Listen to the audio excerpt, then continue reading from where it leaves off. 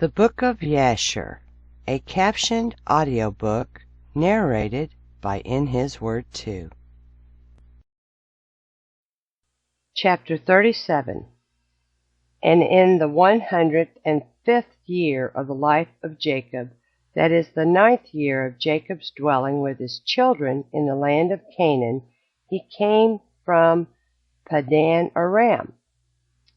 And in those days Jacob journeyed with his children from Hebron, and they went and returned to the city of Shechem, they and all belonging to them. And they dwelt there, for the children of Jacob obtained good and fat pasture land for their cattle in the city of Shechem, the city of Shechem having then been rebuilt, and there were in it about 300 men and women. And Jacob and his children and all belonging to him dwelt in the part of the field which Jacob had bought from Hamor, the father of Shechem, when he came from Padan Aram, before Simeon and Levi had smitten the city. And all those kings of the Canaanites and Amorites that surrounded the city of Shechem heard that the sons of Jacob had again come to Shechem and dwelt there. And they said, Shall the sons of Jacob the Hebrew again come to the city and dwell therein, after that they have smitten its inhabitants and driven them out? Shall they now return and also drive out those who are dwelling in the city, or slay them? And all the kings of Canaan again assembled, and they came together to make war with Jacob and his sons. And Jashub, king of Tapnach, sent also to all his neighboring kings, to Elon, king of Gaash, and to Ahuri, king of Shiloh, and to Parathon, king of Shazar, and to Susi, king of Sarton, and to Laban, king of Beth-choran, and to Shabar, king of Othnemah, saying, Come up to me and assist me, and let us smite Jacob the Hebrew and his sons, and all belonging to him, for they are again come to Shechem to possess it, and to slay its inhabitants as before. And all these kings assembled together, and came with all their camps, a people exceedingly plentiful like the sand upon the seashore, and they were all opposite to Tapnach. And Jashub, king of Tapnach, went forth to them with all his army, and he encamped with them opposite to Tapnach without the city. And all these kings they divided into 7 divisions, being 7 camps against the sons of Jacob. And they sent a declaration to Jacob and his son, saying, Come you all forth to us, that we may have an interview together in the plain, and revenge the cause of the men of Shechem, whom you slew in their city. And you will now again return to the city of Shechem, and dwell therein, and slay its inhabitants as before. And the sons of Jacob heard this, and their anger was kindled exceedingly at the words of the kings of Canaan. And 10 of the sons of Jacob hastened and rose up, and each of them girt on his weapons of war. And there were 102 of their servants with them, equipped in battle array. And all these men, the sons of Jacob with their servants, went toward these kings. And Jacob their father was with them, and they all stood upon the heap of Shechem. And Jacob prayed to the Lord for his sons, and he spread forth his hands to the Lord, and he said, O God, thou art an almighty God, thou art our Father, thou didst form us, and we are the works of thine hands. I pray thee, deliver my sons through thy mercy from the hand of their enemies, who are this day coming to fight with them, and save them from their hand. For in thy hand is power and might to save the few from the many. And give unto my sons thy servants strength of heart and might to fight with their enemies, to subdue them, and to make their enemies fall before them. And let not my sons and their servants die through the hands of the children of Canaan.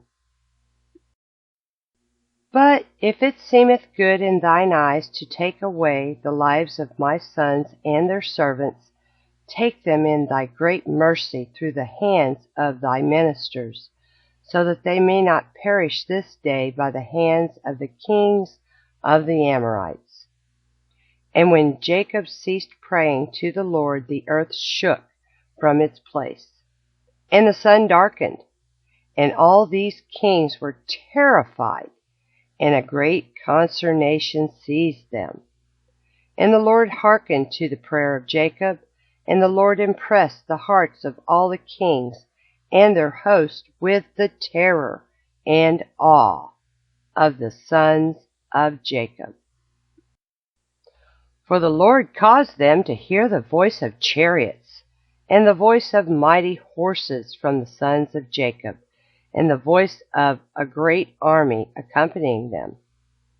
And these kings were seized with great terror at the sons of Jacob. And whilst they were standing in their quarters, behold, the sons of Jacob advanced upon them, with 112 men, with a great and tremendous shouting.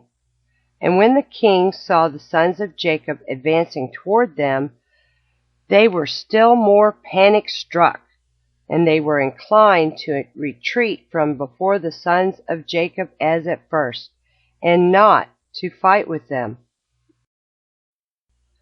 But they did not retreat, saying, It would be a disgrace to us thus twice to retreat from before the Hebrews.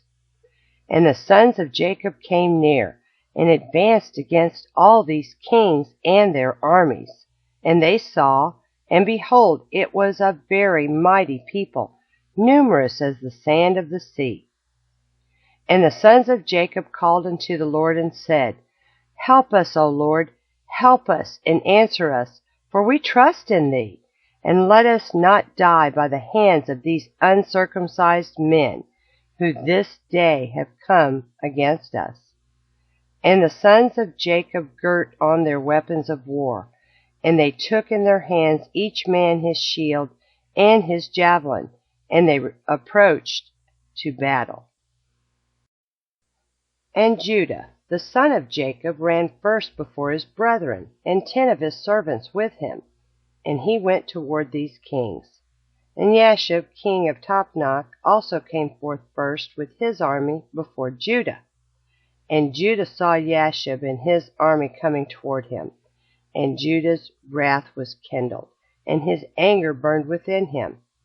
And he approached to battle, in which Judah ventured his life. And Jashub and all his army were advancing toward Judah. And he was riding upon a very strong and powerful horse. And Jashub was a very valiant man, and covered with iron and brass, from head to foot. And whilst he was upon the horse, he shot arrows with both hands, from before and behind, as was his manner in all his battles. And he never missed the place to which he aimed his arrows. And when Jashub came to fight with Judah, and was darting many arrows against Judah, the Lord bound the hand of Jashub, and all the arrows that he shot rebounded upon his own men. And notwithstanding this, Jashub kept advancing toward Judah, to challenge him with the arrows. But the distance between them was about 30 cubits. And when Judah saw Jashub darting forth his arrows against him, he ran to him with his wrath-excited might. And Judah took up a large stone from the ground, and its weight was 60 shekels. And Judah ran toward Jashub, and with the stone struck him on his shield, that Jashub was stunned with the blow and fell off from the horse to the ground. And the shield burst asunder out of the hand of Jashub, and through the force of the blow sprang to the distance of about 15 cubits, and the shield fell before the second camp. And the kings that came with Jashub saw at a distance the strength of Judah, the son of Jacob, and what he had done to Jashub, and they were terribly afraid of Judah. And they assembled near Jashub's camp, seeing his confusion, and Judah drew his sword, and smote 42 men of the camp of Jashub, and the whole of Jashub's camp fled before Judah, and no man stood against him. And they left Jashub and fled from him, and Jashub was still prostrate upon the ground. And Jashub, seeing that all the men of his camp had fled from him, hastened and rose up with terror against Judah, and stood upon his legs opposite Judah. And Jashub had a single combat with Judah, placing shield toward shield, and all Jashub's men fled, for they were greatly afraid of Judah. And Jashub took his spear in his hand to strike Judah upon his head. But Judah had quickly placed his shield to his head against Jashub's spear, so that the shield of Judah received the blow from Jashub's spear, and the shield was split in two. And when Judah saw that his shield was split, he hastily drew his sword and smote Jashub at his ankles, and cut off his feet, that Jashub fell upon the ground, and the spear fell from his hand. And Judah hastily picked up Jashub's spear, with which he severed his head, and cast it next to his feet. And when the sons of Jacob saw what Judah had done to Jashub, they all ran into the ranks of the other kings, and the sons of Jacob fought with the army of Jashub, and the armies of all the kings that were there. And the sons of Jacob caused 15,000 of their men to fall, and they smote them as if smiting at gourds, and the rest fled for their lives. And Judah was still standing by the body of Jashub, and stripped Jashub of his coat of mail. And Judah also took off the iron and brass that was about Jashub.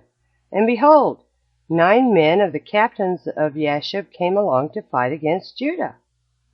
And Judah hastened, and took up a stone from the ground, and with it smote one of them upon the head, and his skull was fractured, and the body also fell from the horse to the ground. And the 8 captains that remained, seeing the strength of Judah, were greatly afraid, and they fled. And Judah with his 10 men pursued them, and they overtook them and slew them. And the sons of Jacob were still smiting the armies of the kings, and they slew many of them. But those kings daringly kept their stand with their captains, and did not retreat from their places. And they exclaimed against those of their armies that fled from before the sons of Jacob. But none would listen to them, for they were afraid of their lives, lest they should die. And all the sons of Jacob, after having smitten the armies of the kings, returned and came before Judah. And Judah was still slaying the 8 captains of Jashub, and stripping off their garments. And Levi saw Elon, king of Gaash, advancing toward him, with his 14 captains to smite him, but Levi did not know it for certain. And Elon with his captains approached nearer, and Levi looked back and saw that the battle was given him in the rear. And Levi ran with the 12 of his servants, and they went and slew Elon and his captains with the edge of the sword.